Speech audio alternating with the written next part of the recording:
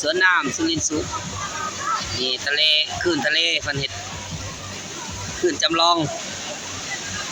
พอดีครับเขาก็บรรยากาศอากาศร้อนๆแบบนี้เลยคลายร้อนมวนหลายมวนหลาย